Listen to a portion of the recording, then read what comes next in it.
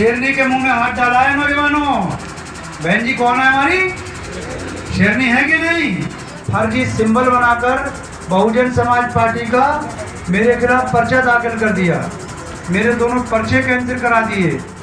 लेकिन जब बहन जी को ये खबर मिली और बहन जी अपने पुराने रूप में आई तो हाथ के हाथ अधिकारियों ने वीडियो कॉन्फ्रेंसिंग के जरिए बहन जी से बात करी और मुझको मेरा फिर से जो पर्चा निरस्त करा था वो पर्चा जीवित करके सिंबल देने का काम करा है।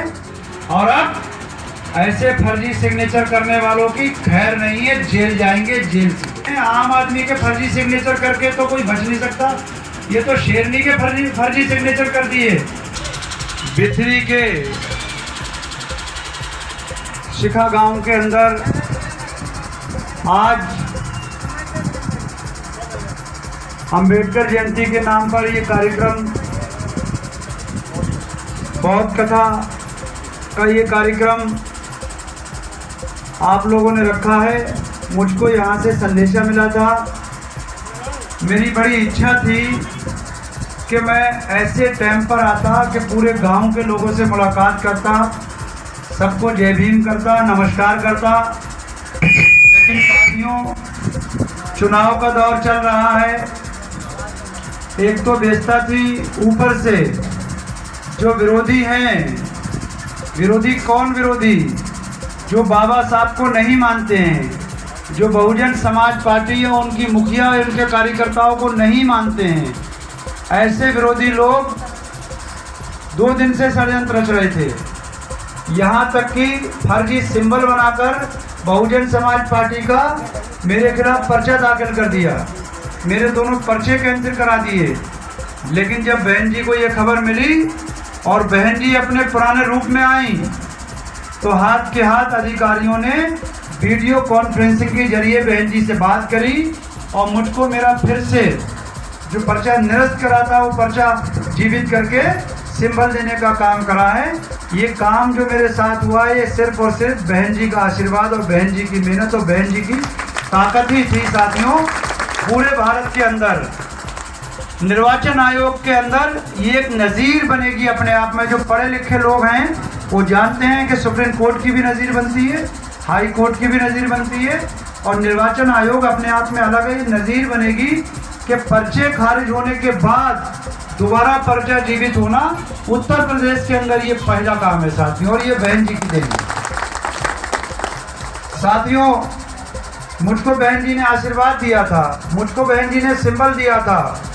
लेकिन जैसे ही मेरा टिकट हुआ और मेरा दलित समाज सब इकट्ठा हुआ और मुस्लिम समाज ने इकट्ठा होना शुरू करा तो विरोधियों के हौसले पस्त हो गए। विरोधी तरह तरह का षड्यंत्र रचने लगे, इतनी नीचता पे उतर गए कि फर्जी सिंबल तैयार करा, फर्जी बहन जी के सिग्नेचर करे। और अब ऐसे फर्जी सिग्नेचर करने वालों की खैर नहीं है, जेल जाएंगे, जेल से। क्योंकि ये शेरनी के मुंह में हाथ डाला है नौजवानों। बहन जी कौन है हमारी? शेरनी है कि नहीं? शेरनी के मुंह में हाथ डाला है। बहन जी के सिग्नेचर फर्जी करें, आम आदमी के फर्जी सिग्नेचर करके तो कोई बच नहीं सकता, ये तो शेरनी के फर्जी सिग्नेचर कर दिए। और साथियों, मैं आपको एक चीज़ और बता देना चाहता हूँ। मेरे यहाँ मौर्य समाज के लोग भी हैं, मैं उनसे कहना चाहता हूँ, दलित भाइयों से कहना चाहता हूँ, इस गांव में ठाकुर समाज के लोग भी हैं, उनसे कहना चाहता हूँ कि चुनाव हमारा हक और अधिकार है। मेरे खिलाफ चुनाव कोई व्यक्ति, कोई बच्चा निर्दलीय भी लड़ सकता है। ये आपके मुनीश खड़े हैं, समाजवादी पार्टी से चुनाव लड़े थे जिला पंचायत का, तुम्हारे भैया थे, तुम थे। और जहाँ जहाँ इन्होंने कहा, मैंने इनके साथ जाकर मुस्लिम समाज में मीटिंगें करी। बताओ, मैंने तो कोई धर्म जाति बिरादरी देखी नहीं थी भाई। मैंने, बताओ, तुम्हारे लिए मीटिंगें करी नहीं करी?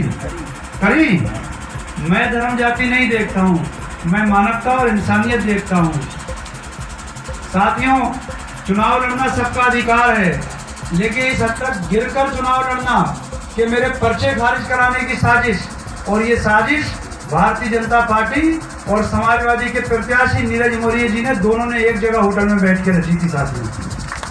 उसका सबूत आज के अखबारों में है।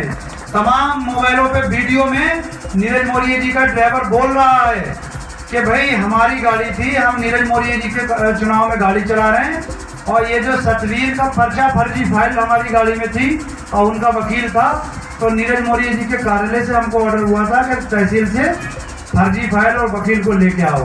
लेकिन हमारे साथियों की नज़र पड़ गई, पुलिस को बुलाकर वो गाड़ी नीरज मौर्य जी की हमने पुलिस के हवाले कर दी और पुलिस ने उस गाड़ी को सीज करने का काम किया है।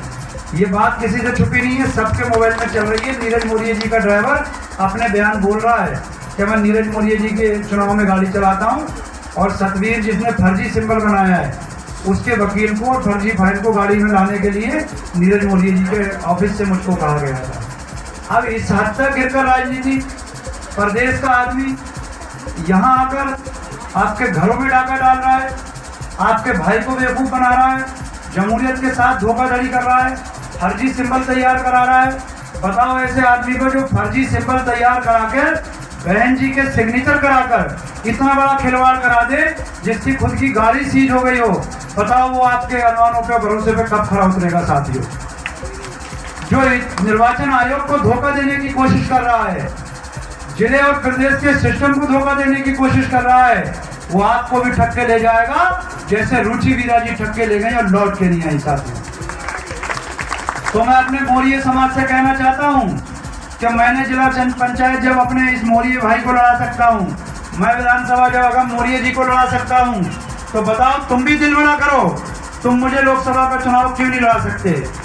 मैं तुमसे मदद मांग रहा हूँ, वोट और सपोर्ट की अपील कर रहा हूँ कि जिस तरह से मैंने तुम्हारे बेटे पे भरोसा करके तुम्हारे भाई को चुनाव लड़ाया था, तुम्हारे बेटे तुम्हारे भाई अगर मौर्य जी को चुनाव लड़ाया था, आज मेरा वक्त है, मैं कैंडिडेट हूँ, मेरा एहसान बराबर कर दो। मौर्य समाज के भाइयों, आज मुझे चुनाव लड़ा दो, मैं जीते जी तुम्हारा ये एहसान नहीं भूल पाऊंगा। और मैं अपने ठाकुर समाज के लोगों से कहना चाहता हूँ कि भारतीय जनता पार्टी के सांसद ने जब तुम्हारी शानों में गुस्ताखी की थी, नसबंदी करने की बात कही थी, तो 5 साल तक तुम्हारी बात का जवाब देने वाला इस लोकसभा के अंदर कोई पैदा नहीं था। उस बात का जवाब अगर किसी ने दिया है तो वो सिर्फ सैयद आबिद अली ने दिया है, जिसने तुम्हारे आन शान की लड़ाई लड़ी है, जिसने तुम्हारे ऊपर जमींदारों के ऊपर टिप्पणी करने वाले से हिसाब लिया है, बोलने का काम किया है, वो कोई और नहीं, वो सैयद आबिद अली है। साथियों, अब आप बताओ, मैं ठाकुर समाज के भाइयों से कहना चाहता हूं कि तुम्हारे अपमान का बदला ले आबिद अली और वोट ले नीरज मौर्य, कि ये इंसाफ है, कि ये तुम्हारे धर्म, तुम्हारे संविधान, तुम्हारे खानदान के उसूल हैं। अरे ठाकुर समाज तो ऐसे खानदानी लोग होते हैं कि अगर उनको कोई एक गिलास पानी भी पिला दे, उनके पैर से कोई कांटा निकाल दे, तो वो जीते जी भी कांटा निकालने वाले का एहसान नहीं भूलते हैं। तो फिर आप कैसे इतनी बड़ी घटना को नजरअंदाज कर सकते हो।